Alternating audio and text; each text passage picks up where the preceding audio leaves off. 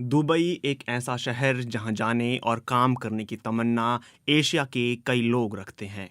भारत, पाकिस्तान, बांग्लादेश सहित कई देशों के लोग यहां बड़ी संख्या में नौकरी की तलाश में जाते रहते हैं। इसकी वजह है दुबई में दुनिया भर की बड़ी कंपनियों के दफ्तर हैं और वहां नौकरियों की अच्छी संभावनाएं हैं। दुबई की पहचान ऊंची ऊंची आलीशान इमारतें और रेगिस्तान के बीच बसे एक बेहद खूबसूरत और आधुनिक शहर के तौर पर है।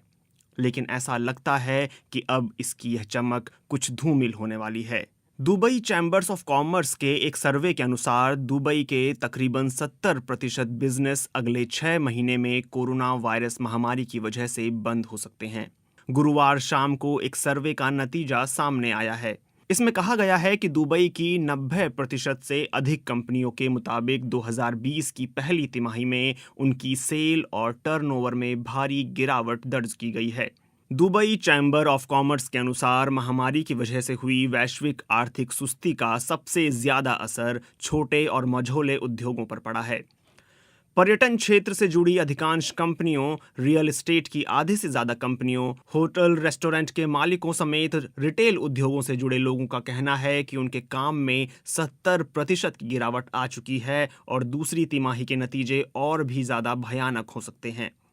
सर्वे में शामिल हुई 48% कंपनियों ने कहा है कि उनके पास इस महामारी से पार पाने का कोई प्लान तैयार नहीं है। हालांकि इन कंपनियों ने यह भी कहा है कि कोविड-19 के प्रकोप को सीमित करने के लिए उन्होंने कुछ उपाय किए हैं ताकि उनके मुलाजिमों पर इसका असर कम पड़े।